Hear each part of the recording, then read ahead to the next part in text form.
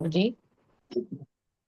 ॐ अज्ञानतिमिरान्धस्य ज्ञानाञ्जनशलाकया चक्षुरुन्मीलितं येन तस्मै श्रीगुरुवे नमः।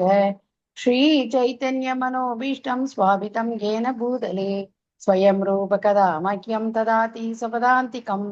वन्देकं श्रीगुरु श्रीयुतपदकमलं श्रीगुरुं वैष्णवांस श्रीरूपं साग्रजातं सगगण रघुनाथान्वितं तं सजीवम् साद्वैतं सावधूतं परिजनसहितं कृष्णचैतन्यदेवं श्रीराधा कृष्णपादान् सगगना ललिता श्रीविशाखान्वितांश हे कृष्णा करुणा सिन्धु दीनबन्धो जगत्पदे गोपेश गोपिका कान्ता राधा कान्ता नमोऽस्तुते तप्तकाञ्चन गौराङ्गी राधे वृन्दावनेश्वरी वृषभानुसुते देवी प्रणमामि हरिप्रिये वाञ्छाकल्पतरूपयस्य कृपा सिन्धु भयेव च पतितानां पावनेभ्यो वैष्णवेभ्यो नमो नमः।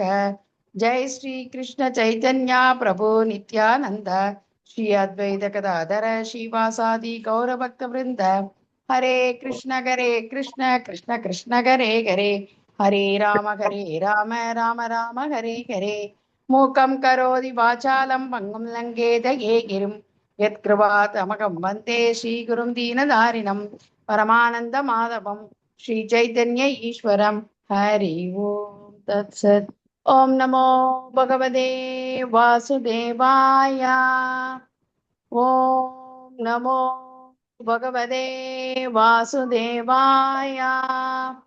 ओम नमो भगवते वासुदेवाय। नारायणं नमस्कृत्य नरं चैव नरोत्तमं देवीं सरस्वतीं व्यासं ततो जयमुदीरयेत्।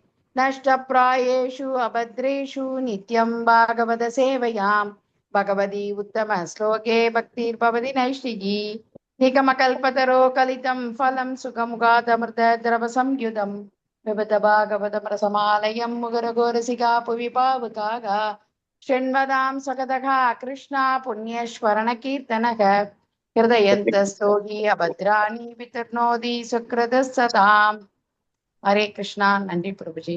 हरे कृष्णा। जय जगन्नाथ जय जगन्नाथ जय जगन्नाथ स्वामी जय जगन्नाथ। जय बलदेवा जय सुभद्रा जय बलदेवा जय सुभद्रा। जगन्नाथ स्वामी नयन पथगामिन् नयन पथगामि भवातु मे। वृंदावन चंद्र प्रभु जगन्नाथ जय जगन्नाथ जय जगन्नाथ।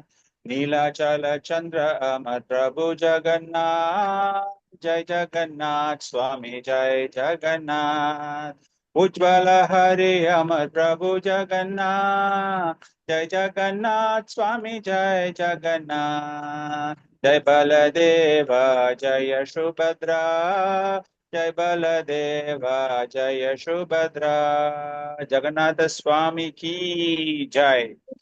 ஹரே கிருஷ்ணா. பக்தர்களே, மீண்டும் உங்களை இந்த சாஸ்திரங்கள் சம்பாஷணைகள் நிகழ்ச்சிகளில் சிறப்பு நிகழ்ச்சியாக ஜெகநாதருடைய ரத யாத்திரை இப்ப எல்லா இடத்துலயும் நடந்துகிட்டு இருக்கு. பூரியில முடிஞ்சு போயிடுச்சு ரத யாத்திரை. இப்போ உல்டா ரத யாத்திரா அது மாத்திரம்தான் பாக்கி இருக்கு. அந்த ஒரு சிறப்பான நிகழ்ச்சி சென்னை ஆலயத்திலும் பல்வேறு இடங்களிலும் பல்வேறு நகரங்களிலும் பல்வேறு நாடுகளிலும் இந்த ரத யாத்திரை இப்போது சிறப்பாக நடந்து கொண்டே இருக்கிறது. இன்னும் ஒரு மாசத்துக்கு அது நடந்துகிட்டே இருக்கும். நம்மளும் பல்வேறு அம்சங்களை எல்லாமே தெரிஞ்சுக்கிட்டோம். கடைசியாக திடீர்னு என்னுடைய மனதில் தோன்றியது பகவானினுடைய மகா பிரசாதனுடைய மகிமை. ஜெகநாதர் அப்படின்னாலே பிரசாதம் தான் இல்லையா?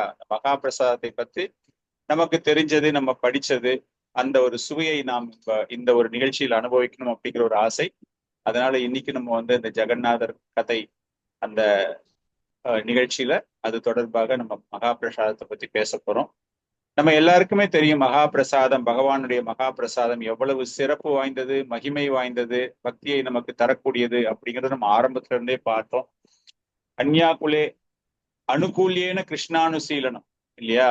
அந்யாபிலாஷித சூன்யம் ஞான கர்மாத்தி அனாவிருத்தா அனுகூல்யேனா கிருஷ்ணானுசீலனம் பக்திர் உத்தமா. நம்ம பகவான் கிருஷ்ணருடைய கிருஷ்ண பிரேமையை அடைய வேண்டும் என்றால் எந்த விதமான எதிர்பார்ப்பும் அற்ற தன்னலமற்ற ஒரு சேவகம் செய்யணும். அது வந்து எவ்வளவு கொஞ்சம் கடினமாக இருக்கும் நமக்கு அப்படிங்கிறதையும் நம்ம பார்த்தோம். சைத்தன்ய மகாபிரபு அவதாரம் எடுத்த பிறகு அவர் நகர சங்கீர்த்தனம் மூலமாகவும் நாம சங்கீர்த்தனம் மூலமாகவும் அதன் பிறகு இந்த இஸ்கான் இயக்கம் அப்படிங்கும்போது ஒரு குறிப்பிட்ட மாலைகள் ஒவ்வொரு தினமும் செய்யணும் அப்படிங்கிறதும் அது எப்படி மக்களுக்கெல்லாம் சற்று கடினமானதாக இருக்கிறது அப்படின்னு பார்க்கும் பொழுது மகா பிரசாதமானது பகவான் ஜெகநாதருடைய மகா பிரசாதத்தை உண்வதின் மூலமாக நமக்கு வந்து பக்தி எவ்வளவு சிறப்பாக நமக்கு கிடைக்கிறது அப்படிங்கிற ஒரு விஷயத்தையும் நம்ம தெரிஞ்சுக்கிட்டோம். அதற்கு ஒரு அற்புதமான ஒரு உதாரணமாக நம்ம எல்லாருக்குமே ஒரு தெரிஞ்ச விஷயம், இன்னைக்கு வந்து இந்த அகில உலக கிருஷ்ண பக்தி இயக்கம் இந்த அளவுக்கு ரொம்பவும் சிறப்பாக அனைவருக்கும் கிருஷ்ண உணர்வை போதித்து கொண்டிருக்கிறது, அதில் நிறைய அங்கத்தினர்கள் பங்கு வகிக்கிறார்கள் அப்படிங்கிறதுக்கு காரணம் என்ன அப்படின்னா, ஸ்ரீல பிரபுபாதர் அமெரிக்கா நாட்டிற்கு சென்ற போது அந்த கிருஷ்ண பிரசாதம் மூலமாக, அந்த பகவானுக்கு அர்ப்பணிக்கப்பட்ட அந்த பிரசாதத்தின் மூலமாகத்தான் சமுதாயத்தில் தரக்குறைவான நிலையில் இருந்தவர்கள், தரக்குறைவு அப்படின்னா நமக்கு வந்து வர்ணிக்கவே முடியாது, அகராதியில் வந்து அவர்களுடைய தரக்குறைவை விவரிப்பதற்கு வார்த்தைகளே கிடையாது. அந்த அளவிற்கு தரக்குறைவான மனிதர்களை, அதாவது பட்டை தீட்டப்படாத ரத்தின கற்கள் ஒரு குப்பையிலையும் சேத்துலயும் இருந்தா அதனுடைய மகிமை தெரியவே தெரியாது இல்லையா? அப்படிப்பட்ட கற்களை எடுத்து அதை தூய்மைப்படுத்தி அதை வந்து பாலிஷ் பண்ணி அதை ஜொலிக்கக்கூடிய அளவிற்கு பிரபலப்படுத்தியது அப்கோர்ஸ் ஸ்ரீல பிரபுபாதருடைய ஒரு முயற்சி, அவருடைய ஆன்மீக குருவினுடைய ஒரு கருணை அப்படிங்கிறதுல எந்த விதமான மாற்று கருத்துமே கிடையாது.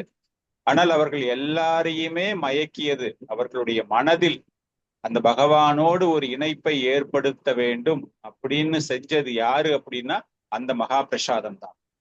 காரணம், பகவான் கிருஷ்ணருக்கு அர்ப்பணிக்கக்கூடிய பிரசாதமாக இருந்தாலும் சரி, ஜெகநாதருக்கு அர்ப்பணிக்கக்கூடிய பிரசாதமாக இருந்தாலும் சரி, அது எல்லாருமே அந்த பிரசாத ரூபத்தில் பகவானை கண்டார்கள். பிரசாத ரூபத்தில் பகவான் ஒவ்வொரு இதயத்தில் சென்றார். அந்த விதத்துல அந்த பிரசாதம் மூலமாக ஒரு மிகப்பெரிய மாற்றம் அவங்க கிட்ட எல்லாம் ஏற்பட்டது. வெள்ளை யானைகள் அப்படின்னு அழைக்கக்கூடிய அளவிற்கு அவர்கள் இந்தியா வந்தபோது மக்கள் அவர்கள் எல்லாம் ஆச்சரியமாக பார்த்து, இந்த வெள்ளைக்காரங்களா, இந்த மேற்கத்தியர்களா நம்மளுடைய கலாச்சாரத்தை தெரிஞ்சுக்கிட்டு நம்ம பக்தியை பத்தி பேசுறாங்க அப்படின்னு ஒரு மிகப்பெரிய ஆச்சரியம் அவங்க எல்லாருக்குமே.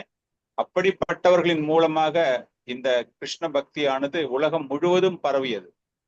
சோ இதற்கு எல்லாமே அடிப்படை காரணம் அப்படின்னு பார்க்கும்போது அந்த பிரசாதத்தினுடைய ஒரு மகிமைதான்.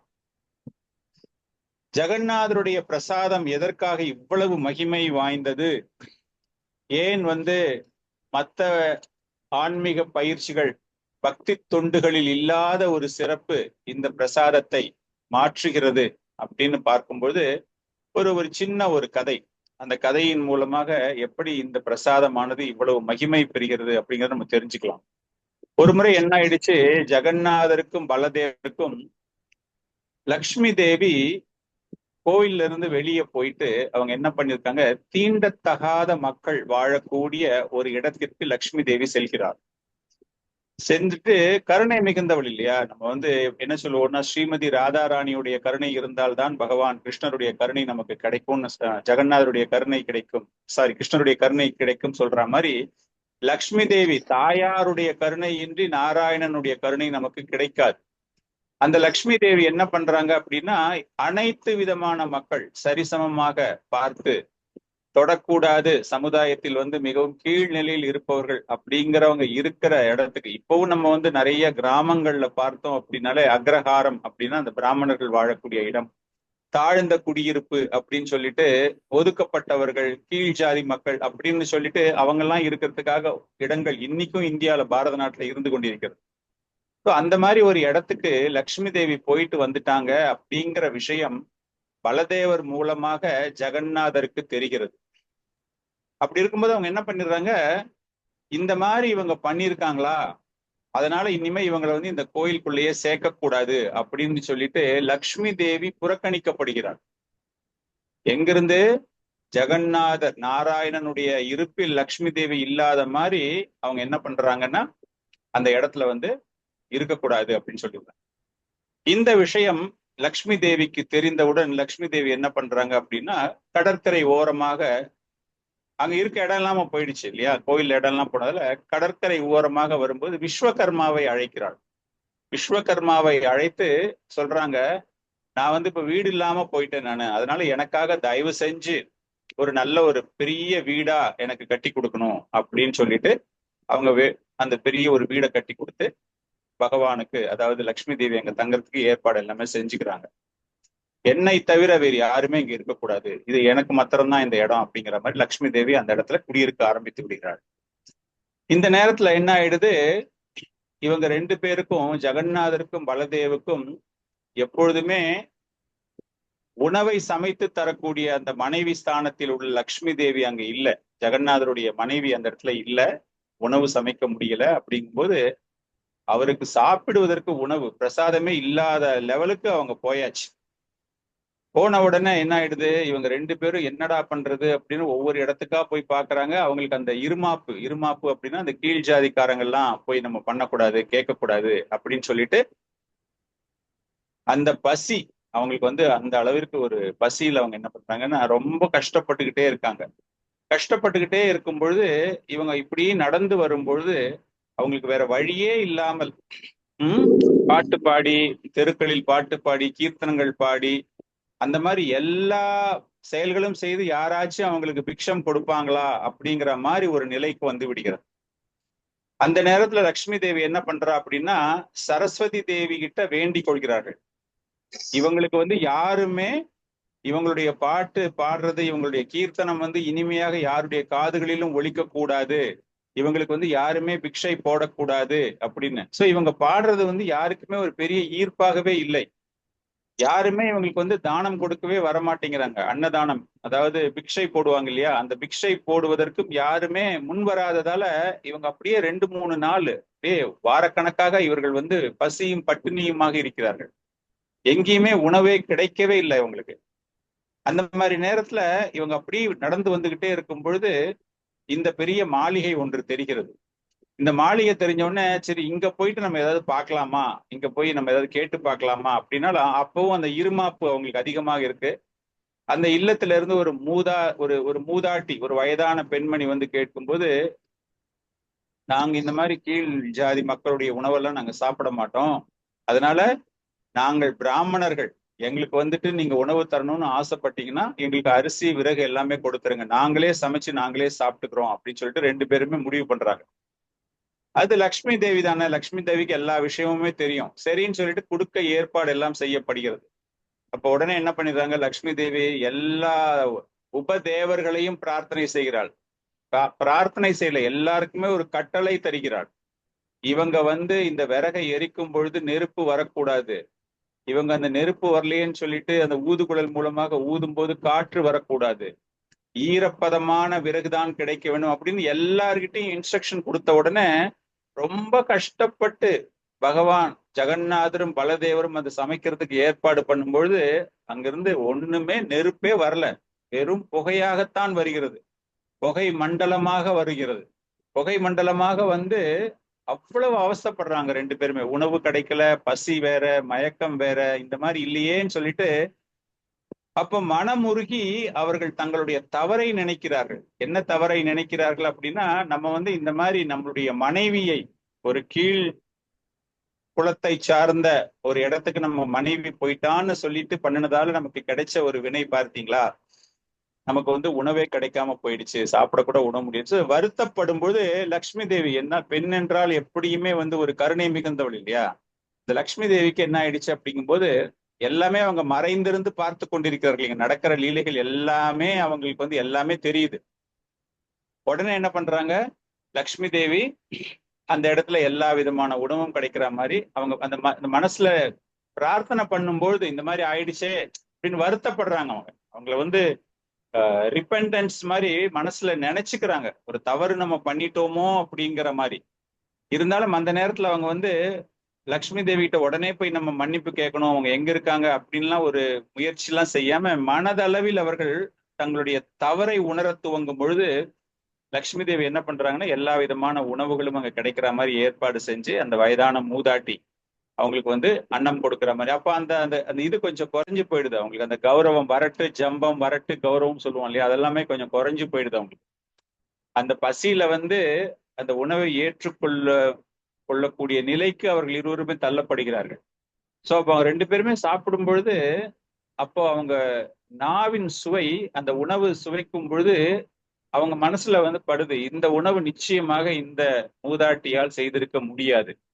இது நமக்கு தினமும் தரக்கூடிய லக்ஷ்மி தேவியுடைய பிரசாதம் போல இருக்கிறதே அப்படின்னு அந்த அளவிற்கு அந்த லக்ஷ்மி தேவியை நினைத்து அப்பொழுது மனம் உருகுகிறார்கள். ஆகா, நம்ம இந்த மாதிரி ஒரு மனைவியை நம்ம கீழ் ஜாதி குடும்பத்தில் உள்ள சமுதாயத்திற்கு சென்றதுக்காக நம்ம தண்டிச்சிட்டோமே அப்படின்னு மனசு வருந்தும் பொழுது, அப்பொழுது நிஜமாக வருந்துகிறார்கள், இந்த உணவு நமக்கு கிடைக்காம போயிடுச்சே அப்படின்னு சொல்லிட்டு. அப்பொழுது அங்கு லக்ஷ்மி தோன்றுகிறாள். தோன்றும் போது ஜெகநாதரும் பலதேவரும், ஜெகநாதர் மனமுருகி லக்ஷ்மி தேவியிடம் நாங்க செஞ்சது ரொம்ப பெரிய தப்பு. பலதேவரும் கேட்டுக்கிறார், ஐயோ என்னாலதான் அண்ணா இந்த மாதிரி பண்ணிட்டாரு, நான் பண்ணது பெரிய தப்பு, இந்த மாதிரி நான் பண்ணியிருக்க கூடாது அப்படின்னு வருத்தம் தெரிவிக்கும் பொழுது லக்ஷ்மி தேவிக்கு ரொம்ப சந்தோஷம். நீங்க எல்லாரையுமே ஏற்றுக்கொள்ள வேண்டும், எல்லா ஜாதியினரையும் ஏற்றுக்கொள்ள வேண்டும் அப்படின்னு சொல்லிட்டு எல்லாருமே திரும்ப வராங்க. திரும்ப பகவானுக்காக அந்த உணவு அதுல இருந்து என்ன பண்றாங்க அப்படின்னா, லக்ஷ்மி தேவி தான் அந்த ஆலயத்தில் மகா பிரசாதம் நம்ம சொல்றோம் இல்லையா, அந்த ஆலயம் லக்ஷ்மி தேவியினால் இன்றும் அவரால் தான் செய்யப்படுகிறது. நம்முடைய மாயை கண்களுக்கு நம்ம பார்ப்பதற்கு பாண்டாக்களோ இல்லைன்னா பிராமணர்களோ சமைப்பது போல தோன்றினாலும், இன்னைக்குமே ஜெகநாதபுரியில பகவானுக்கான சிறப்பான ஒரு மகா பிரசாதம் அப்படின்னு பார்த்தா அது செய்யப்படுவது லக்ஷ்மி தேவியினால் தான். சோ அந்த அளவு ஒரு சிறப்பு பெற்ற ஒரு பிரசாதம் பகவானினுடைய, ஜெகநாதருடைய ஒரு பிரசாதம். நம்ம எல்லாருமே அந்த கதை ஒண்ணு பார்த்தோம். நாரத முனி அந்த பிரசாதத்தை சாப்பிட்டு எந்த அளவிற்கு ஒரு ஆனந்த தாண்டவம் ஆடினார். அதன் பிறகு சிவபெருமானுக்கு கொடுக்கும் பொழுது சிவபெருமானும் அது போல ஒரு ஆனந்த தாண்டவம் ஆடிய பொழுது பார்வதி தேவிக்கு அந்த பிரசாதம் கிடைக்கல அப்படிங்கிற ஒரு வருத்தத்துல தன்னுடைய சகோதரரிடம் தன்னுடைய மன வருத்தத்தை தெரிவிக்கும் பொழுது, இந்த மாதிரி எனக்கு கிடைக்கல, என்னுடைய குழந்தைங்களுக்கு கிடைக்கல அப்படிங்கும்போது பகவானினுடைய ஒரு உத்தரவாதம், நான் ஜெகநாதராக தோன்றும் பொழுது நிச்சயமாக என்னுடைய பிரசாதம் மூலம் உன்னுடைய குழந்தைகள் அனைவருமே அந்த சுகத்தினை அடைவார்கள். இது சாதாரணமான ஒரு பிரசாதம், ஒரு அரிசியில செய்யப்பட்ட ஒரு உணவு, நம்மை பசியை போக்கக்கூடிய ஒரு உணவுலாம் கிடையாது. இது அவ்வளவு ஆன்மீகமயமானது. லக்ஷ்மி தேவியே செய்யக்கூடிய ஒரு உணவு.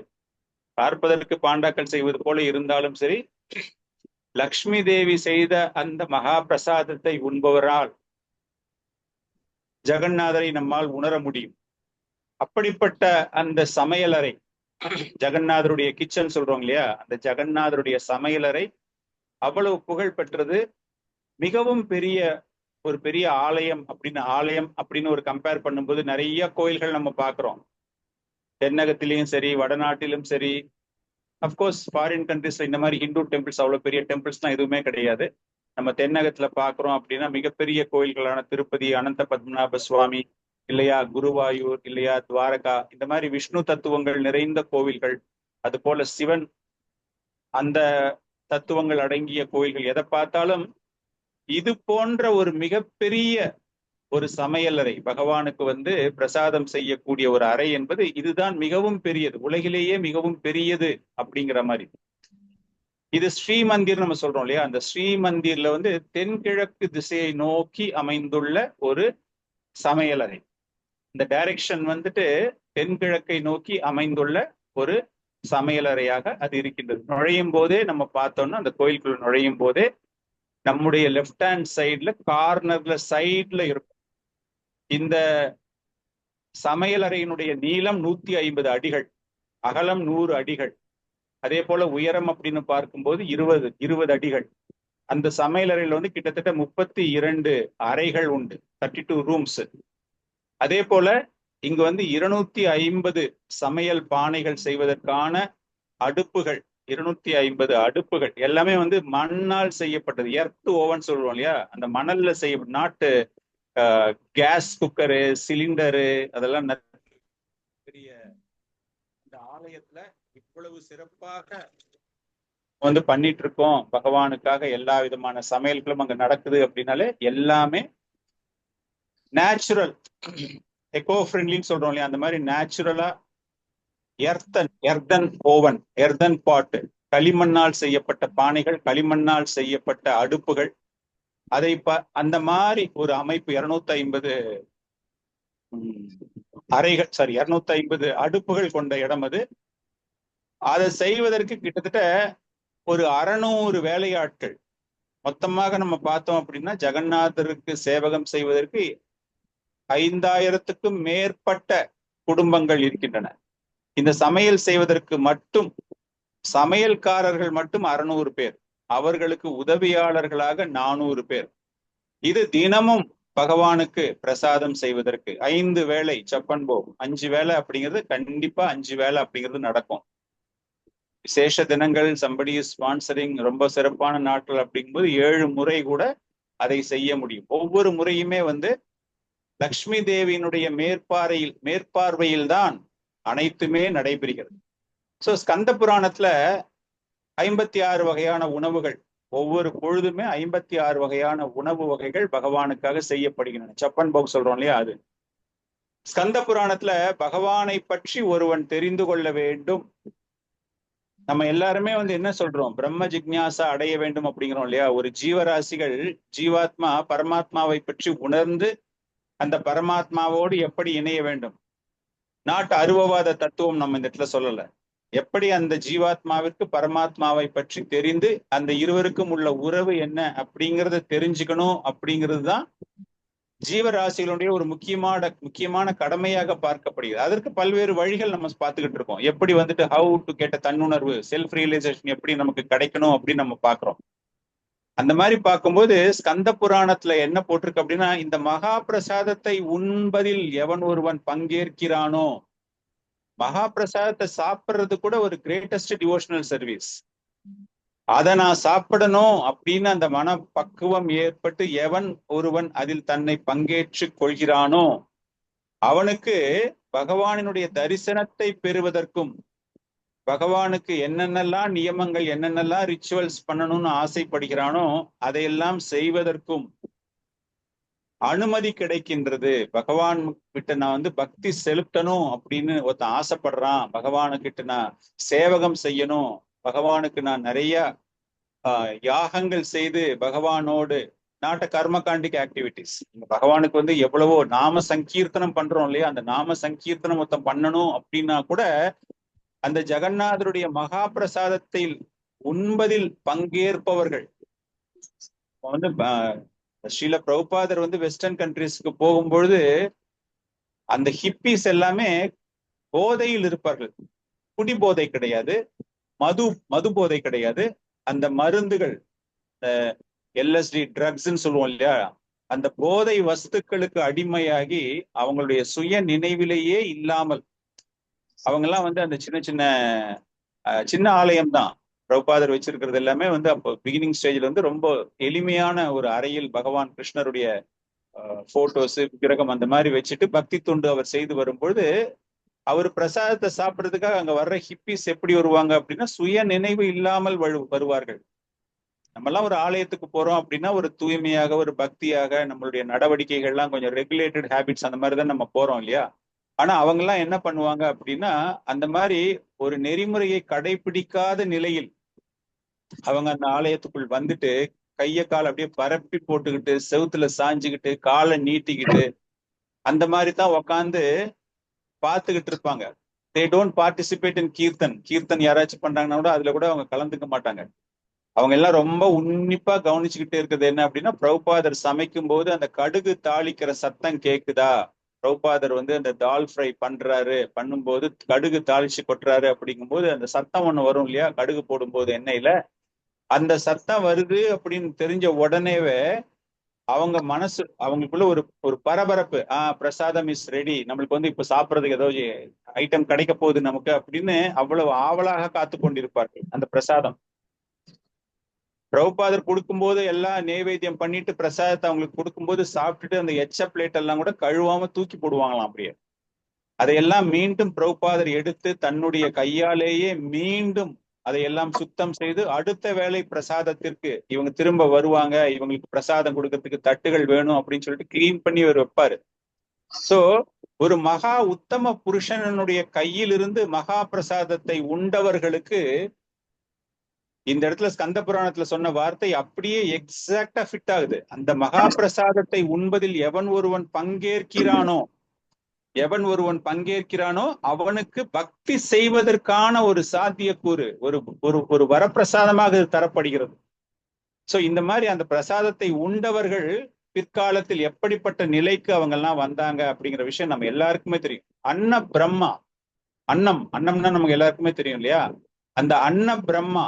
சோ அந்த பகவானினுடைய சமையலறை, அந்த சமையலறையில் வரக்கூடிய அந்த பிரசாதம் லட்சக்கணக்கான பக்தர்களுக்கு தினமும் செய்யப்படுகிறது.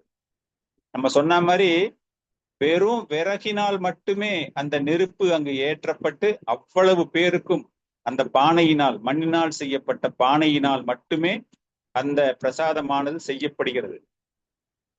எல்லாமே வேக வச்ச பொருட்கள் தான் எல்லாமே. எதுல வேக வச்சதுன்னா அந்த எர்தன் பாட்ல வச்சு வேக வச்ச பிரசாதங்கள் மூலமா தான். 7 லேயர்ஸ், 7 பானைகள், பெரிய பெரிய பானையில ஆரம்பிச்சு சின்ன பானை வரைக்கும் ஒவ்வொரு அடுப்புலையும் 7 பானைகள் வச்சு என்ன செய்யணுமா, அரிசி பண்ணணுமா, பருப்பு வேக வைக்கணுமா எல்லாமே வச்சுட்டு அந்த நேச்சுரலா ஃபயர்ல வித் ஃபயர் வுட் அந்த கட்டையில இருந்து வரக்கூடிய அதைத்தான் அந்த பிரசாதம் செய்வதற்கான உஷ்ணமாக அங்கு வைக்கப்படுகிறது. நாட்டு கேஸ் சிலிண்டர், நாட்டு எலக்ட்ரிக்கல் ஓவன், அந்த மாதிரிலாம் எதுவுமே கிடையாது. இதெல்லாம் ஒரு ஆச்சரியம். அந்த கோயில் பல்வேறு ஆச்சரியம், இது ஒரு ஆச்சரியம். அந்த மாதிரி வைக்கும் மேல் பாகத்தில் உள்ள அந்த சின்ன பானை அதுதான் முதலில் வெந்துவிடும். கீழே நெருப்போடு நெருப்பாக தொடர்ந்து இருக்கக்கூடிய விஷயங்கள் இங்க எதுவுமே கிடையாது. ஃபர்ஸ்ட் மேல டாப்ல இருக்கிற அந்த சின்ன பானை முதலில் வெந்து விடுகிறது. சோ அந்த மாதிரி ஒரு அற்புதமான நிகழ்வு லக்ஷ்மி தேவியினுடைய மேற்பார்வையில் அந்த பிரசாதங்கள் செய்யப்படுகின்றன. ஜாதி, சமயம், நிறம், நேர்மை எதுவுமே அற்ற, no colour, no greed, no காஸ்ட்னு சொல்லுவாங்க இல்லையா? அந்த மாதிரி யாரு வேணாலும் சாப்பிடலாம். யாருக்கும் எந்த விதமான ஒரு வேற்றுமை, மாற்று கருத்துகள் எதுவுமே கிடையாது. அந்த சமையல் செய்யும் பொழுது கொஞ்சம் கூட வாசனையே வராது. நம்ம எல்லாம் இட்லி வேக வைக்கிறோம் அப்படிங்கும்போது அந்த இட்லி ஸ்மெல்லு வந்துடுச்சு அப்படின்னா வெந்துடுச்சுன்னு அர்த்தம். சாம்பார் செஞ்சுனே இருக்கும்போது ஏதாவது வாசனை வருதுங்களா, அப்பதான் உப்பு கரெக்டா போட்டிருக்கு அப்படின்னு அர்த்தம் அப்படிம்பாங்க. ஆனால் அந்த ஜெகநாதருடைய சமையல் அறையில் சமைக்கும் பொழுது எந்த விதமான நறுமணமும் வராது. இது ஒரு அதிசயம் அங்க. ஆனால் அதை எடுத்து சென்று பகவானுக்கு ஆஃபர் பண்ணி முடிச்ச உடனே அந்த நறுமணமானது அவ்வளவு சிறப்பாக இருக்கும். பகவானுக்கு அர்ப்பணித்த பிறகு ஒரு நறுமணம், ஒரு ஃப்ராக்ரன்ஸ் அப்படிங்கும்போது அந்த உண்மையான அந்த திவ்யமான ஒரு வாசனை அந்த பிரசாதத்திற்கு கிடைக்கிறது.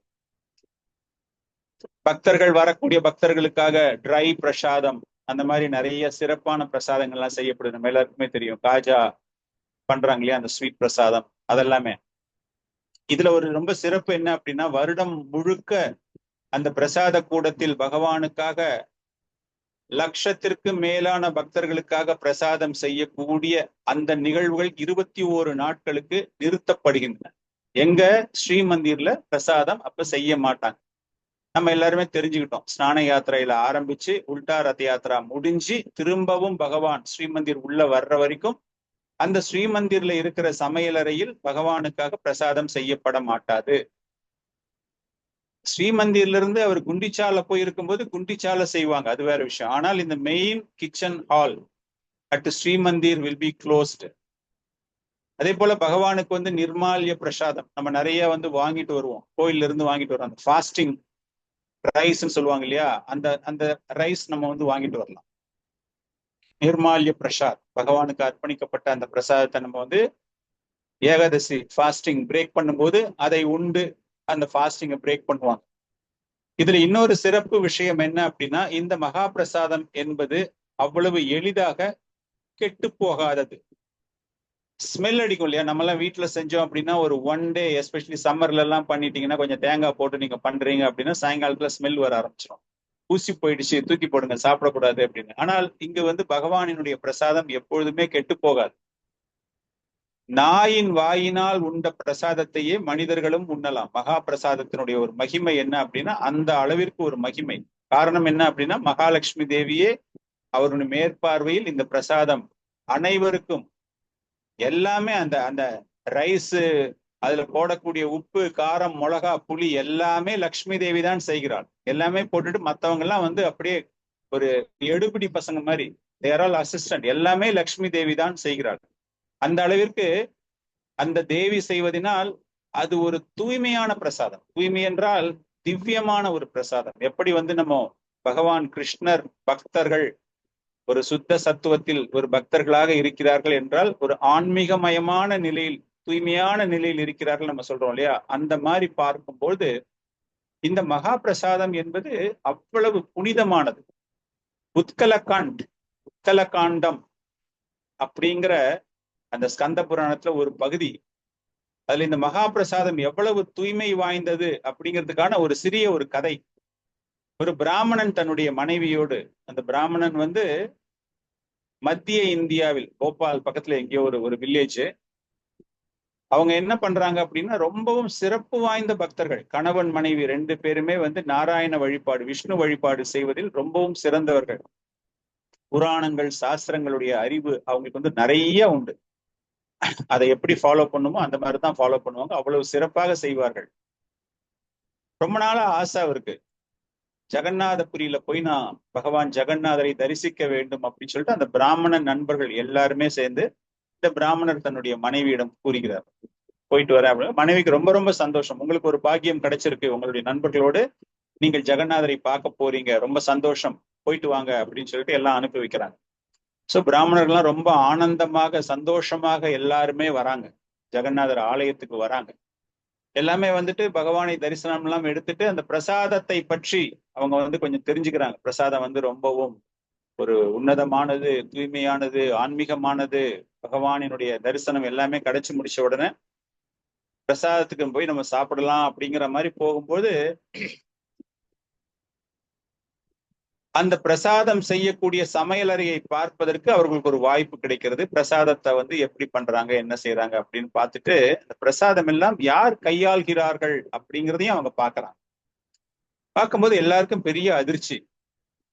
இதுல யாருமே பிராமணர்களே கிடையாதே, இந்த பிரசாதத்தை எல்லாம் யார் கையாள்கிறார்கள் என்றால் பிராமணர் அல்லாதவர்கள், கிட்டத்தட்ட சூத்திரர்கள் அப்படின்னு அவங்க மனசுல எல்லாருமே படுது. காரணம் என்ன அப்படின்னா, தைத்தியாசு, பாண்டாசு, அந்த குடும்பத்தை சார்ந்தவர்கள், அந்த மாதிரி இருக்கிறவங்க தான் அங்க இருக்காங்க.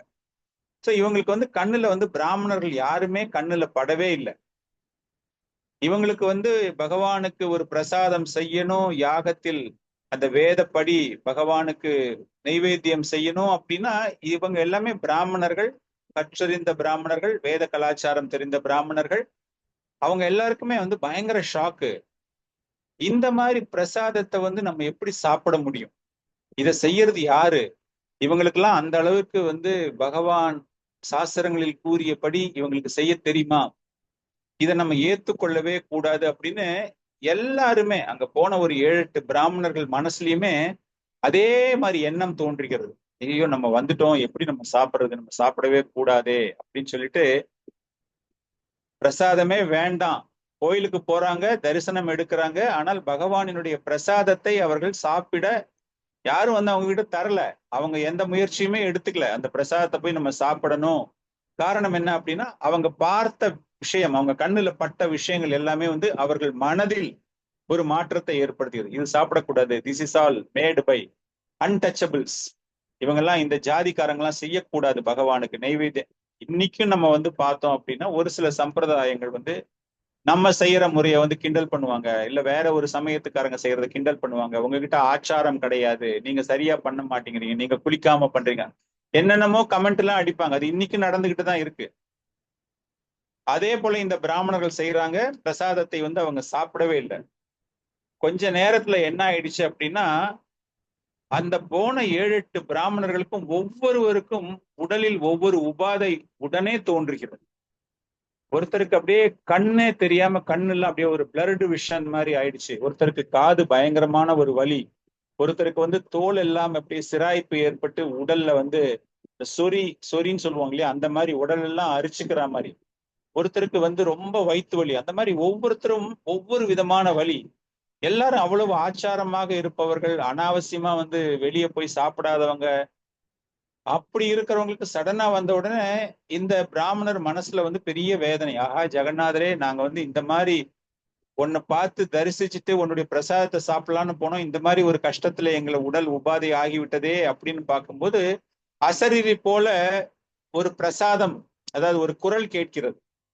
அந்த குரல்ல அந்த குரல் என்ன கூறுகிறது என்றால், உங்க எல்லாருக்குமே வந்திருக்கிற இந்த வியாதி உடனே சரியாகணும் அப்படின்னா ஜெகநாதருடைய மகா பிரசாதத்தை நீங்க எல்லாருமே போய் சாப்பிடுங்க. சாப்பிடும்போது உங்க எல்லாருக்குமே எல்லா விதமான உடல் உபாதைகளும் உடனே நீங்கி விடும் அப்படின்னு. அந்த அசரீரி ஒண்ணுமே சொல்லல. நீங்கெல்லாம் you have insulted my servants, இது சமைச்சவங்க ரொம்பவும் கீழ் ஜாதிக்காரங்கன்னு நினைச்சீங்க, அப்படிலாம் சொல்லவே இல்லை.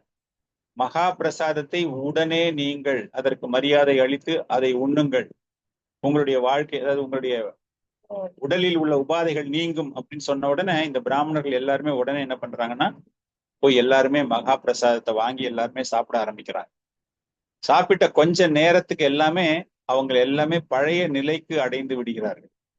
அவ்வளவு ஒரு அற்புதம், எந்த விதமான ஒரு குறையுமற்ற அந்த பிரசாதத்தினுடைய மகிமை அவங்களுக்கு என்ன ஆயிடுச்சு அப்படின்னா, எல்லா உபாதைகளும் சரியாகி விடுகின்றன. கிட்டத்தட்ட பகவானுக்கு உள்ள ஒரு ஆன்மீக தன்மை அந்த பிரசாதத்தில், எந்த விதமான குற்றமும் குறையும் அற்ற ஒரு பிரசாதம் அது அப்படிங்கிறத எல்லாருமே உணர ஆரம்பித்தார்கள். அதை அவமதிப்பு செய்வதோ அல்லது எதிர்மறையாக பேசுவதோ மிகப்பெரிய ஒரு குற்றம் அப்படிங்கிறத அந்த பிராமணர்கள் அனைவருமே உணர்ந்து கொண்டார்கள். காரணம் என்ன அப்படின்னா, அந்த பாண்டாக்கள் அந்த பிரசாதம் செய்யும் பொழுது நம்ம பார்க்கிற பாண்டாக்கள் எல்லாருமே they are just like a scape boat. முக்கியமான காரணகர்த்தா வேற ஒருத்தர் இருப்பாரு, ஆனா இவங்களதான் ஸ்கேப் போட் சொல்லுவோம்ல, அந்த மாதிரி அந்த பிரசாதத்தை செய்யறது யாரு அப்படின்னா சாக்ஷாத் லக்ஷ்மி தேவி. அந்த லக்ஷ்மி தேவிக்கு எப்படி செய்யணும்னு தெரியும். சாஸ்திரங்கள்ல என்ன கூறப்பட்டிருக்கிறதோ அது எல்லாமே தெரியும். நம்ம பார்க்கிற கண்களுக்கு தெரியக்கூடிய பாண்டாக்கள், அது செய்யக்கூடிய தைத்தியாஸ் குடும்பத்தினர் எல்லாமே ஜஸ்ட் லைக் தட். அதனால அந்த மகா பிரசாதம் அப்படிங்கிறது அவ்வளவு ஒரு ஒரு சிறப்பு வாய்ந்தது. பிரம்ம ரூபி பகவான் அன்னத்தின் மூலமாக பிரம்ம ரூபமாக இருக்கிறார். அவர் எப்ப சந்தோஷப்படுவார் அப்படின்னா, அந்த உத்கல் காண்ட ஸ்கந்த புராணத்துல இன்னொரு ஒரு ஸ்லோகத்துல கூறப்பட்டிருக்கிறது, அந்த பிரசாதத்தை எடுத்து நம்ம உடம்பெல்லாம் பூசிக்கிட்டு பகவானினுடைய நாமத்தை பரவசத்தினால் நாம் உச்சரித்து அவருடைய ஆலயத்தில் நடனமாடினால் பகவானுக்கு அவ்வளவு சந்தோஷமாக இருக்குமா. அந்த மகா பிரசாதம் அப்படிங்கிறது அவ்வளவு சிறப்பு வாய்ந்தது. இது ஒரு சாதாரண மனிதனை பக்தனாக மாற்றக்கூடிய தன்மை உடையது. பகவானோடு ஒரு தொடர்பை ஏற்படுத்தக்கூடிய ஆயுதமாக இந்த பிரசாதம் அமைகிறது. ஒண்ணுமே பக்தியே செய்யாம ஒருவன் வெறும் பிரசாதத்தை மாத்திரமே அவன் உண்டு கொண்டு இருந்தால் இந்த ஜீவராசியினுடைய முக்கியமான கான்ஸ்டிடியூஷனல் பொசிஷன் ஆஃப் ஜீவா என்ன சொல்றோம், நித்தியமாக பகவானினுடைய தாசன் அப்படிங்கிற அந்த உணர்வை இந்த பிரசாதம் நமக்கு கொடுத்து விடுகிறது. அன்ன பிரம்மானா அந்த பிரசாத ரூபத்தில் பிரம்மன் பகவான் அவ்வளவு தூய்மையானவர், புனிதமானவர், உன்னதமானவர். மகா பிரசாதத்தை பார்ப்பது என்றால் பகவானை நேரில் தரிசிப்பதற்கு சமம் அப்படிங்கிறது தான் புராணத்தில் எல்லாமே கூறப்பட்டிருக்கு. ஜெகநாத சன்ஸ்கிருதியில இந்த மகா பிரசாதம் என்ன அப்படின்னா, மக்களை மாயையிலிருந்து திருப்பி மோட்சம் அடைவதற்கு செய்யக்கூடிய வல்லமை படைத்தது. நம்ம இப்ப எல்லாமே மாயால சிக்கின்னு அவஸ்தப்பட்டுட்டு இருக்கோம் இல்லையா. மாயால இருந்து வெளியே வரணும் அப்படின்னாலே கஷ்டப்பட்டுக்கிட்டு இருக்கோம். சாண்டிங் பண்ணுங்க, டிவோஷனல் சர்வீஸ் பண்ணுங்க, தாசனாக இருங்க, பக்தனுக்கு தொண்டு செய்யுங்க, சத்துவ குணத்துல இருங்க அப்படின்னு என்னென்னமோ இன்ஸ்ட்ரக்ஷன் கொடுத்துக்கிட்டு இருக்காங்க இல்லையா. அதுக்குதான் சொல்றாங்க, ஒருவனை மாயையிலிருந்து எப்படி ஒருவன் மீள வேண்டும், மாயையிலிருந்து ஒருவன் மீண்டு எப்படி அவன் மோட்சத்தை விடுதலையை அடைய வேண்டும் என்றால் சும்மா மகா பிரசாதம் சாப்பிட்டாலே போதும். காரணம் என்ன அப்படின்னா, அது பகவான் தாயார் லக்ஷ்மி தேவியால் செய்யப்பட்டு பகவானுக்கு அர்ப்பணிக்கப்பட்டு மகா பிரசாதம். பிருகத் விஷ்ணு புராணத்துல நம்ம சாண்டிங் பண்ணும்போது அபராதம், நாம அபராதம் அப்படின்னு சொல்றோம் இல்லையா, அந்த மாதிரி மகா பிரசாத அபராதத்தை பற்றி ஒரு குறிப்பு இருக்கிறது. நம்ம வந்து மகா பிரசாதத்தை சாப்பிடும்போது இது என்ன வெறும் ரைஸ் இல்ல, துவரம் பருப்பு இல்ல, அவ்வளவுதானே, கடலை பருப்பு இல்ல, அவ்வளவுதானே, நான் கூட தான் எங்க வீட்டுல பொங்கல் பண்ணுவேன், நான் கூட தான் எங்க வீட்டுல கிச்சடி பண்ணுவேன் அப்படின்னு நினைச்சிட்டாலே மகா பாவம். அது வந்து சாதாரணமான அரிசி கிடையாது, சாதாரணமான பருப்பு கிடையாது, அது மகா பிரசாதம். ஒரு சாதாரண வஸ்துக்களுக்கு அப்பாற்பட்டது. நம்ம பார்க்கக்கூடிய சாப்பிடக்கூடிய பொருட்கள் எல்லாமே தொடக்கூடியது, தொடாமல் இருக்கக்கூடியது. மாமிசம் சாப்பிடுவவங்களுக்கு எல்லாம் மாமிசத்தை பார்த்தாங்க அப்படின்னா அன்டச்சபிள்ஸ். ஒரு சூத்திரன் சமைக்கிறத பார்த்தாங்கன்னா அன்டச்சபிள்ஸ். பிராமின்ஸ் செய்யறது தான் டச்சபிள்ஸ். ஆச்சார குடும்பத்தில் இருப்பவர்கள் செஞ்சாதான் டச்சபிள்ஸ். அவங்க செஞ்சதான் நான் சாப்பிடுவேன். எச்ச பண்ணிட்டான் அந்த டம்ளரை நான் யூஸ் பண்ண மாட்டேன், எச்ச பண்ண பதார்த்தம் அதை நான் சாப்பிட மாட்டேன் அப்படின்னு நிறைய டச்சபிள்ஸ் அன்டச்சபிள்ஸ் எல்லாம் நம்மளோட இதுல இருக்கு. ஆனா பகவானுடைய பிரசாதம் அப்படின்னு பார்க்கும்பொழுது அன்டச்சபிள் டச்சபிள் அப்படிங்கிற கான்செப்ட் எல்லாம் கிடையாது. இது எல்லாமே புனிதமானது, தூய்மையானது. அதுல எந்த விதமான மாற்றமும் கிடையாது, அதில் எந்த விதமான கலப்படமும் கிடையாது. பகவான் கிட்ட ஏதாச்சும் மாற்றங்கள் இருக்கின்றன, கலப்படங்கள் இருக்கின்றன, எப்பொழுதுமே தூய்மையானவர், எப்பொழுதுமே உன்னதமானவர், எப்பொழுதுமே பரம்பொருளாக இருப்பவர். அது போலத்தான் அவருடைய பிரசாதமும். அவ்வளவு இனிமையான ஒரு விஷயம். இன்னும் சிறப்பாக ஒரு சில விஷயங்கள் எல்லாமே கூறப்பட்டிருக்கிறது பிருகத் விஷ்ணு புராணத்துல. எப்படி வந்து பிராமணன் ஒருவன் குஷ்ட நோயினால், இந்த ஒரு பிராமண கதை நம்ம பார்த்தோம் இல்லையா, அந்த மாதிரி பார்க்கும்போது குஷ்ட நோயால் இருந்தவன் மகா பிரசாதத்தை மட்டுமே உண்டு அதுல இருந்து அவன் வெளியே வந்திருக்கான் அப்படிங்கிற ஒரு விஷயம்.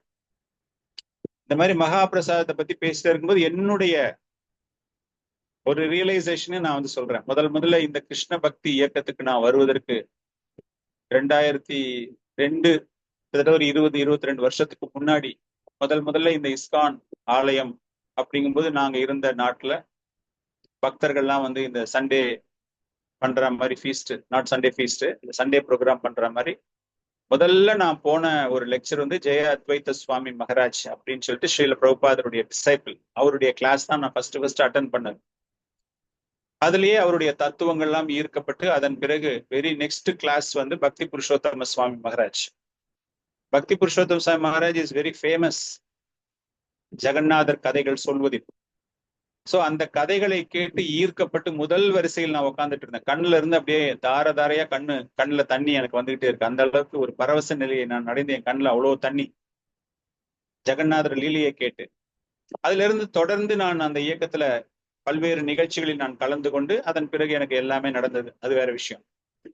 அந்த மாதிரி ஆரம்ப காலகட்டங்கள்ல இருக்கும்பொழுது ஜெகநாதரால் ஈர்க்கப்பட்டு அவருடைய கதைகள் நிறைய நான் கேட்க ஆரம்பிக்கும் போது அதுல எனக்கு சொன்ன ஒரு விஷயம் என்ன அப்படின்னா, ஜெகநாதபுரியில் ஏகாதசி விரதம் யாருமே அதை ஃபாலோ பண்ண மாட்டாங்க. காரணம் என்ன அப்படின்னா, அங்க ஏகாதசி தேவி ஜெகநாதர் ஆலயத்தில் பூட்டப்பட்டு இருக்கிறது. கோயில்ல வச்சு அடைச்சிருக்காங்க ஏகாதசி அம்மனை. அதனால அங்க வந்து ஏகாதசிக்கு வந்து அது வந்து கம்ப்ளீட்டா ஜெகநாதர் கண்ட்ரோல்ல இருக்கக்கூடிய ஒரு தாம். அங்க எப்போதுமே மகா பிரசாதம் கொடுத்து கொண்டே இருப்பார்கள். யாருமே அங்க வந்து ஃபாஸ்டிங் இருக்கக்கூடாது அப்படிங்கிற ஒரு விஷயம். அப்கோர்ஸ் சைத்தன்ய சரிதாமிருதா, சைத்தன்ய மகாபிரபு, நம்ம இஸ்கான் பக்தர்களுக்கு நம்ம அந்த சம்பிரதாயத்தை நாம் பின்பற்றுவதனால் அவர் கூறிய கருத்தை நாம் பின்பற்றுகிறோம். பட் இது எனக்கு வந்து நடந்தது ஆரம்ப காலத்தில். அதனால நான் இதை வந்து உங்களோட ஷேர் பண்றேன். மகாபிரபு என்ன சொன்னார் அப்படின்னா, அப்படியே ஒரு பிரசாதம் வந்து உங்களுக்கு ஏகாதசி கிடைச்சதுன்னா அதை தயவு செய்து அதற்கான மரியாதையை கொடுத்து அதை அடுத்த நாள் தான் நீங்கள் துவாதசியில் தான் அதை உண்ண வேண்டும் அப்படின்னு தான் அவர் சொல்றாரு. அன்னைக்கே நீங்க வந்து ஃபாஸ்டிங் எல்லாம் பார்க்காம நீங்க சாப்பிடுங்க அப்படின்னு மகாபிரபு நம்மளுக்கு கட்டளை கொடுக்கல. அவரும் கிருஷ்ண பகவான் தான்.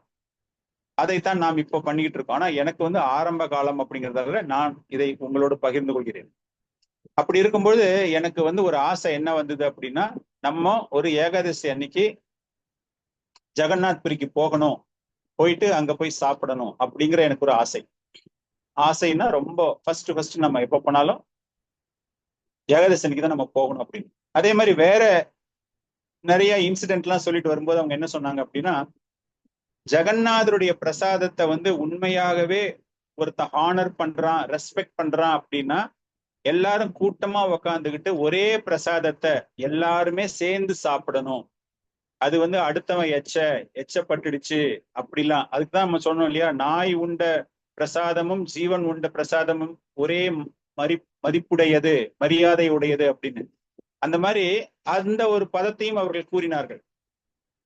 ஜெகநாதபுரியில வந்து உண்மையாவே நீங்க பிரசாதம் சாப்பிடணும் அப்படின்னா ஒரே பிரசாதத்தை எவ்வளோ பேரு உங்களுடைய ஃப்ரெண்ட்ஸ் இல்லாம மத்தவங்க யாரெல்லாம் அங்க வராங்களோ எல்லாருமே சேர்ந்து சாப்பிட்டா தான் அந்த பிரசாதத்துக்கான ஒரு ஒரு மரியாதையை நீங்க கொடுத்துருக்கீங்க அப்படிங்கிற ஒரு விஷயமும் என் காதில் விழுந்தது.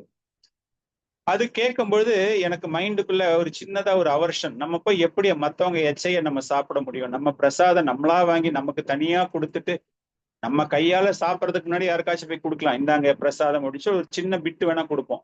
ஆனா எச்ச பண்ணி எப்படி ஒருத்தரோட ஒருத்தர் சாப்பிட்டுக்கிறது அப்படிங்கிறது என் மைண்ட்ல அப்படியே ஓடிக்கிட்டே இருக்கு. அதே போல ஏகாதசி அன்னைக்கு சாப்பிடணும் அப்படின்னு. இப்ப நான் இருந்தது ஃபாரின் கண்ட்ரில, அந்த டைம்ல ஃபாரின் கண்ட்ரில இருந்து இந்தியாவுக்கு வரணும் அப்படின்னா நாங்க 4 கிழமெல்லாம் நாங்க பார்க்கவே மாட்டோம். எங்களுக்கு ஆபீஸ்ல என்னைக்கு ஹாலிடே கொடுப்பாங்க, நாங்க லீவ் அப்ளை பண்ணா எப்ப கிடைக்கும், அப்படித்தான் நாங்க பிளான் போட முடியும். ஸ்கூல் ஹாலிடேஸ் பசங்களுக்கு லீவ் எப்போ வரும் அதை பிளான் பண்ணி தான் லீவ் போட முடியும். ஸோ அந்த மாதிரி நாங்க பிளான் போட்டு டிக்கெட் எல்லாம் புக் பண்ணிட்டு நாங்க கல்கட்டா ஏர்போர்ட்ல இறங்கிட்டு கல்கட்டால இருந்து புவனேஸ்வருக்கு ட்ரெயின்ல வரும்பொழுது பேசும்பொழுதுதான் நாளைக்கு ஏகாதசி அப்படிங்கிற ஒரு விஷயம் எங்களுக்கு தெரிய வருது. ஸோ அவ்வளவு ஒரு பரபரப்பு. நம்ம வந்து சின்னதா ஆசைப்பட்டோம், நம்ம இந்த மாதிரி ஏகாதசி அன்னைக்கு நம்ம வந்து சாப்பிடணுமே அப்படின்னு, மகா பிரசாதத்தை ஆனர் பண்ணணுமே அப்படின்னு ஆசைப்பட்டது போலவே ஜெகநாதர் என்னுடைய ஆசை, என்னுடைய சின்ன ஆசையை அவர் நிவர்த்தி செய்கிறார். அதே போல் நாங்க வந்து ஜெகநாத் புரிக்கு போய் இறங்கின உடனே ஒரு பாண்டாவோட உதவியோடு எல்லாத்தையும் தரிசிக்கணும், அந்த மகிமை எல்லாம் தெரிஞ்சுக்கணும் அப்படிங்கிறதுக்காக ஒரு பாண்டாவை நாங்க ஏற்பாடு பண்ணி வச்சிருந்தோம். நாங்க காலையில 6 மணிக்கெல்லாம் போயாச்சு. ஆனா பாண்டா சொன்னாரு, நீங்க 12:30 மணிக்கு கோயிலுக்கு வந்தா போதும், இப்ப காலையில நீங்க வராதிங்க, 12:30க்கு நீங்க கீழே வந்துட்டு எனக்கு ஒரு ஃபோன் பண்ணுங்க, நான் வந்து கீழே வந்து உங்களை பிக்கப் பண்ணிக்கிறேன் அப்படின்னு. அதே போல 12:30 மணிக்கு நாங்க போயிட்டு அவருக்கு ஃபோன் பண்ணி எங்களை மேல கூட்டிட்டு போகும்பொழுது அவர் எங்களை ஃபர்ஸ்ட் கூட்டிட்டு போய் காமிச்ச இடமே சப்பன் போக் பண்ணிட்டு அந்த கிச்சன்ல இருந்து பகவானுக்கு ஆஃபர் பண்றதுக்காக எடுத்துட்டு போற பாண்டாஸ் எல்லாருமே எடுத்துட்டு போறாங்க. ஒரு ரயில்வே கேட் மாதிரி 2 கேட்டு போட்டு மூடிட்டாங்க. நீங்க ஜெகநாத்புரி கோயிலுக்கு யாரெல்லாம் போயிருக்கீங்களோ உங்க எல்லாருக்குமே தெரியும். அந்த பிரசாதத்தை மெயின் கிச்சன்ல இருந்து பிரசாதத்தை வந்து பகவானுடைய ஆல்டருக்கு கர்ப்ப கிரகத்துக்கு எடுத்துட்டு வர்றது ஒரு ப்ரொசஷன் மாதிரி 1 மணி நேரம் போகும். அத்தனை பானைகள், அத்தனை பிரசாதங்கள், அதையெல்லாம் எடுத்துட்டு போகும்போது யாருமே அந்த ரூட்டை கிராஸ் பண்ணக்கூடாது அப்படின்னு ஒரு ரயில்வே கேட் மாதிரி போட்டுருவாங்க. அதை வேடிக்கை பார்க்கறதுக்காக அத்தனை பேரும் அங்க நிற்போம். அந்த மாதிரி இடத்துலதான் எங்களை எடுத்துட்டு போய் நிக்க வச்சாரு அவர். நிக்க வச்சுட்டு இதை பாருங்க, இதுதான் வந்து பிரசாதம் எடுத்துட்டு போற இடம், பகவானுக்கு வந்து ஆஃபரிங் போகுது இந்த பிரசாதம் தான், அதுக்கப்புறமா தான் வெளியே வந்து ஆனந்த் பஜாருக்கு போகும் அந்த பிரசாதம், நம்ம வாங்கி சாப்பிடலாங்க அப்படின்ட்டு. சோ நாங்க முதல்ல பார்த்தது, அதாவது நான் முதலில் பார்த்தது ஏகாதசி அன்னைக்கு ஆலயத்தில் நான் தரிசித்தது மகா பிரசாதத்தை. ஜெகநாதர் கூட தரிசிக்கல, 6 மணி நேரம் முன்னாடியே நாங்க வந்திருந்தாலும் கூட நாங்க நேரா போய் பார்த்திருக்கலாம், தரிசனம் எடுத்திருக்கலாம், கியூல நின்றுட்டு நாங்க போய் பார்த்து பகவானை பார்த்துட்டு அதுக்கப்புறமா இந்த இடத்துக்கு வந்திருக்கலாம். இருந்தாலும் அந்த பாண்டா கூறியது போலவே நாங்க எல்லாருமே வந்து கிட்டத்தட்ட ஒரு 20-25 பேர் நாங்க போயிருந்தோம் அந்த ட்ரிப்ல. எல்லாருமே ஃபர்ஸ்ட் பார்த்த தரிசனம் மகா பிரசாத தரிசனம். அந்த மகா பிரசாத தரிசனம் என்பது பகவானுக்கு இணையானது, ஈடானது, நிகரானது. அதன் பிறகு தரிசனம் எல்லாம் முடிஞ்ச உடனே எங்களுக்கு வந்து லஞ்ச் பிரசாதம் தரப்போறாங்க. அந்த மகா பிரசாதமே, பகவானுக்கு கொடுத்த அந்த மகா பிரசாதமே அந்த பாண்டா மூலமாக எங்களுக்கு வரப்போகுது. உள்ளுக்குள்ள எனக்கு ஒரே டென்ஷன், எல்லாருமே எச்சையா சாப்பிடணும், எல்லாருக்குமே ஒருமே, யாரெல்லாம் நம்ம கூட வந்து சாப்பிட போறாங்களோ தெரியலையே அப்படின்னு அவ்வளோ ஒரு டென்ஷன்ல நான் இருக்கும்போது அந்த பாண்டா எங்க எல்லாரையுமே தனியா கோயிலுக்கு உள்ளுக்குள்ளேயே தான், அந்த காம்பவுண்டுக்கு உள்ளேயே தனியா ஒரு இடத்துக்கு கூட்டிட்டு போனார். ஒரு கல்யாண ஹால் மாதிரி ஒரு ஹால்ல உட்கார வச்சு எல்லாருக்கும் தனித்தனியா தலைவாழை, அந்த பூரி நகரத்துல தலைவாழை நாங்கெல்லாம் வந்திருக்கோம் அப்படின்னு ஒரு ஸ்பெஷலா அரேஞ்ச் பண்ணிட்டு ஒவ்வொருத்தருக்கும் வாழை இலைய போட்டு வாழை இலையில தனித்தனியா பரிமாறினார். அப்ப என் கண்ணுல இருந்து தாரதாரையா தண்ணி கொட்டுது. அப்படி ஆக ஜெகநாதா, நான் வந்து இதை பிடிக்காது, இந்த மாதிரி எச்சையா சாப்பிடுறது எனக்கு பிடிக்காதுன்னு நான் நினைச்சுக்கிட்டு இருந்தேன். இந்த மாதிரி எனக்கு ஒரு தரிசனம் நீ, எனக்கு வந்து ஒரு பிரசாதம் நீ எனக்கு ஏற்பாடு பண்ணி கொடுத்துருக்கே அப்படின்னு சொல்லிட்டு அவ்வளவு ஆனந்தம். எவ்வளவு சாப்பிட்டோன்னே தெரியாது. எல்லாமே அவர் கொடுத்தாரு எங்களுக்கு. பானையா எடுத்துட்டு வந்து எங்க 25 பேருக்கு சர்வ் பண்ணாரு. எல்லாமே முடிஞ்சது. அவ்வளவு அற்புதமான ஒரு விஷயம். கடைசியாக அன்னைக்கு ராத்திரி சயன ஆரத்தி ஜெகநாத் புரியில பார்க்கிறது அப்படிங்கிறது ரொம்ப விசேஷம். அந்த விக்கிரகங்கள், நாட் மெயின் விக்கிரகம், அந்த உற்சவ மூர்த்தியை வந்து வெளியே எடுத்துட்டு வந்து வச்சிருவாங்க. அந்த நேரத்துல வந்து நீங்க போய் அதை அப்படியே ஹக் பண்ணிக்கலாம். அந்த அந்த விக்கிரகத்தை வந்து நீங்க அப்படியே கட்டி பிடிச்சிக்கலாம். கட்டி பிடிச்சிட்டு அவங்க சொல்லுவாங்க, நீங்க வந்து என்ன பிரார்த்தனை பண்ணாலும் பகவான் அதை நடத்தி வைப்பார் அப்படின்னு. ஸோ நாங்க பாண்டா மூலமா போனதால நாங்கெல்லாம் வந்து கிட்ட போயிட்டோம். நாங்க போயிட்டு எல்லாருமே ஹக் பண்ணிக்கிட்டோம். அந்த நேரத்துல என்ன வேண்டணும்னு சொன்னாங்களோ அந்த மாதிரி சைத்தன்ய மகாபிரபு சொன்ன மாதிரி நதனம் நஜனம், அந்த நேரத்துல என் வாயிலிருந்து எந்த எண்ணமும் வரல. அப்படியே நிர்மால்யமாக என்ன வேண்டதுன்னே தெரியாம அந்த பகவானை நாங்க அப்படியே கட்டி பிடிச்சிட்டு வெளியே வந்தோம். எல்லாரும் வெளியே வந்தோன்னே சயனார்த்திக்கு வந்திருக்கீங்க, ஜெகநாதர் ஆலயத்துக்கு வந்துட்டு வெறும் கையில் யாருமே போகக்கூடாது, ஜெகநாதர் பிரசாதம் சாப்பிடாம யாரையும் அனுப்பவே மாட்டாரு. சோ சயன ஆரத்தியில பகவானுக்காக வச்ச கீர், அந்த ஒரு பானை, அதை நான் உங்களுக்கு பிரசாதமா தரேன் அப்படின்னு சொல்லிட்டு அவர் கையில வந்து ஒரு சின்ன ஒரு பானை, இதை வந்து இவ்வளவு பேருக்கு அவர் தரணும். அவர் என்ன பண்றாரு, அப்படியே நடந்து வர்றவரு ஆல்மோஸ்ட் அது வந்து ஒரு ஒரு கோயிலுக்குள்ளேயேதான் ஒரு மூலையில பழைய சாப்பிட்டுட்டு உடைச்சு போட்ட பானைகள் இருக்கிற இடம், அதுல இருந்து ஒரு பானை அவர் எடுக்கிறாரு, எடுத்து உடைக்கிறாரு. அதுல வந்து ஆல்ரெடி சம் பிரசாதம், பாக்கி பிரசாதம், மத்தவங்க சாப்பிட்ட பிரசாதம் எல்லாமே அந்த இடத்துல ஒரு சின்னதா, நான் குப்பை தொட்டின்னு சொல்ல விரும்பல, அந்த மாதிரி எல்லாமே ஸ்ப்ரெட் ஆகி இருக்கிற இடம். அதுல இருந்து அவர் ஒரு பானையை உடைச்சு ஒரே ஒரு சின்ன பெரிய பீஸ் மாதிரி அதை உடைக்கிறாரு. உடைச்சிட்டு அதுல வந்து அந்த கீரை ஊத்திட்டு எல்லாருமே சாப்பிடுங்க அப்படின்னு. சோ அங்க இருக்கிற பேர் அத்தனை பேருமே எல்லாரும் கையை போட்டு அவர் அதுல ஊத்துறாரு. எல்லாருமே அதுல இருந்து எடுத்து நக்கி நம்ம சாப்பிடுவோம் சொல்றோம் இல்லையா, அந்த லிக்கிங், அந்த மாதிரி அந்த பிரசாதத்தை எல்லாருமே கையில எடுத்து சாப்பிடுறோம். அப்ப திரும்பவும் என்னுடைய கண்கள்ல வந்து அப்படியே தண்ணீர். அப்ப வந்து ஜெகநாதர் என்கிட்ட சொல்ற மாதிரி இருந்தது, பேட்டா நீ வந்து முதல்ல என்ன நினைச்ச, எச்சை இல்லாம நீ சாப்பிடணும்னு ஆசைப்பட்ட, அந்த மாதிரி உனக்கு ஒரு ஆசை நான் இலை போட்டு சாப்பிட வச்சுட்டேன் மத்தியானம் உனக்கு பிரசாதம் கொடுக்கும்போது. இப்போ இது என்னுடைய டேர்ன்ல எல்லாரும் எப்படி சாப்பிடணும் என்றால் இப்படித்தான் சாப்பிட வேண்டும் அப்படின்னு எனக்கு வந்து பகவான் அங்க ஒரு பெரிய ஒரு ஒரு போதனை கொடுத்த மாதிரி எனக்கு ஒரு விஷயம்.